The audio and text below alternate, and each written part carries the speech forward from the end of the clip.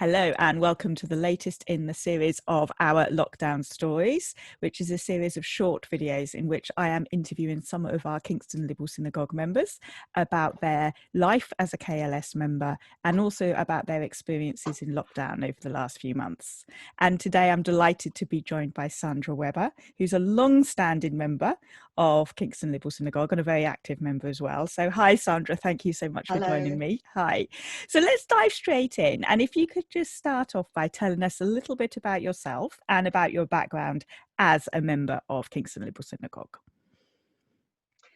Yeah, I think I joined KLS in about 1981, and I grew up in a fairly orthodox family where I went to Cheder twice a week, Sunday and Wednesday, plus shul on Saturday. So we were quite involved.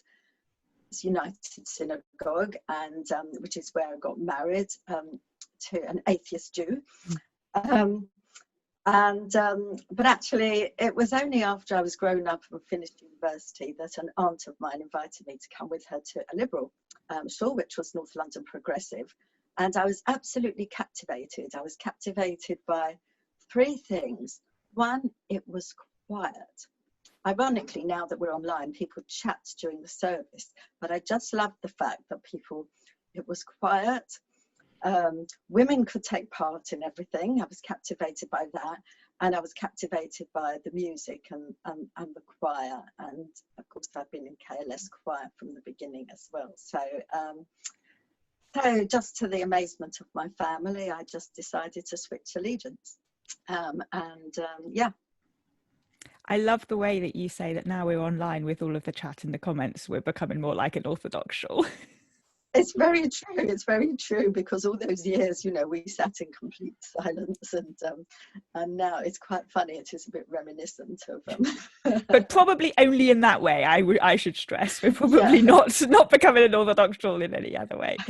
That's great. And can you tell us a little bit about what your situation has been during the past few months in lockdown and how you've been spending your time?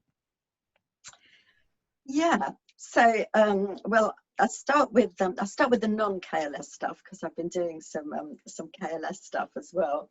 I've actually, apart from the usual things like going out for long walks and discovering parts of your neighbourhood that you didn't know, which has been amazing. I've done two things brand new. One is I joined two virtual choirs online, because you can't sing with people on Zoom. Zoom just doesn't enable that to be possible. And I joined from the beginning. Some of you may have seen the documentary on TV, the Gareth Malone Great British Home Chorus. And then I joined another one called the Stay at Home Choir, which is singing slightly more serious music. So it's been fun, because we have created by learning music and submitting our individual recordings, and somebody professional stitches them all together. We've created choral performances, and the Stay at Home Choir is still in progress. Gareth Malone's CD is on sale in aid of the NHS charities I mentioned. So I've done that, and it was actually quite an eye-opener to me. Although for me it was fun, because I'm fortunate to live here not on my own with my husband, and to be part of a community. There have been so many people, it's been very clear during that project, for whom that's been a lifeline, who really had nothing else to look forward to except for those daily singing sessions. So that's been a kind of salutary lesson. And then I volunteered in a local food parcels project called the Don's Local Action Group, based in Wimbledon Football Club, who've been collecting food from supermarkets and delivering it to people who had lost their jobs, had no income, shielding, etc. I haven't been going out too much as a slightly older person, but I was on the phone line, so I've been talking to a lot of these clients, finding out what their particular needs are, if they had a baby and they needed nappies, or if they had dietary requirements, and and so on. So yeah, so that again, and then it was something new. On the KLS side, I've been taking part in Renee's layering class. I'm on the lay service team. I've been running a Brush Up Your Hebrew course, for enthusiastic students, including yourself.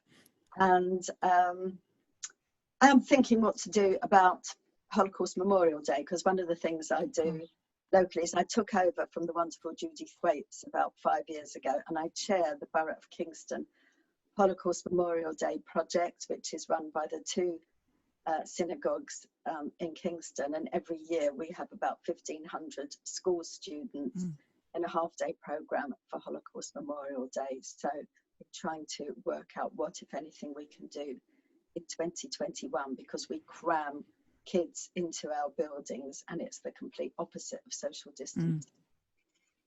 Yeah, that's going to be quite a significant deal, isn't it? And you've also led a couple of services online, haven't you, Sandra? I have, yes, yeah. Well, I have always been on the lay service team, and I've done a couple online. Indeed, I'm leading tonight's service. Yes, and so what has the involvement specifically in KLS meant to you during this quite strange time? Well, do you know, I just have felt so, I've always felt proud of our community, because we are a friendly and diverse community, and there's always a lot of different things going on and a lot of commitment. But I really was taken aback by how committed people have been, how many people have logged on regularly to the Friday night and Saturday services who don't normally show up in the building for whatever reason, and how really KLS has been a chain that's linked people together, has given people a connection, given people something to think about. So I've really been overwhelmed by that, and so it has inspired me to do something.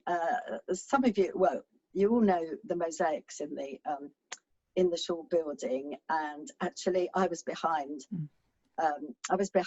those projects because that's another thing. Back over the years, I've been a volunteer in the Kingston Community Mosaic Project, so I knew about community mosaics. But then I decided I wanted to make a mosaic to remember this period, the lockdown services. So I have made this, which incorporates some little scenes from our online services and the KLS logo, if you can see that there. So we've got our KLS letters and our KLS shooting star, and we've got the arc open and closed, and one snippet of Renee broadcasting from home, and then down here one of the announcements. So yes, and that's I think we're going to raffle this, aren't we? We are, yes, absolutely. We'll raffle that. But that's just beautiful, Sandra. Absolutely lovely. I will definitely be entering the raffle. So that's kept me busy cutting up little pieces of coloured glass. How lovely. And that was, like you say, you were just inspired to do that by that just connection you felt in terms of how we just all kind of carried on. It is, and of course a mosaic is a perfect metaphor of different pieces coming together to make a whole. It's exactly like a community. Absolutely right. Yeah, how wonderful. Thank you so much. And would you say that your relationship with your Judaism has changed at all during the lockdown? I was thinking about this. I don't think so, in the sense that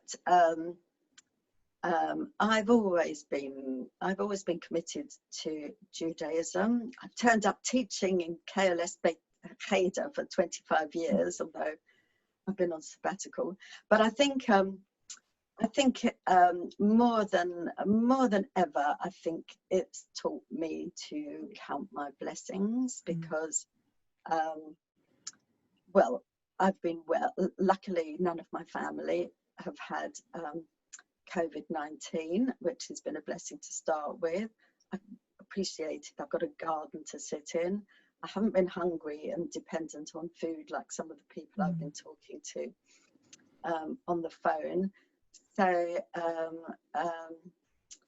yes, and we had the immense blessing of our son's wedding just before the lockdown. And when I look at the photos and the video, I think whenever again will there be 200 people in a room dancing and holding hands in circles. So the timing was so yeah, I think if I think I've kind of learned to be grateful for what I've got.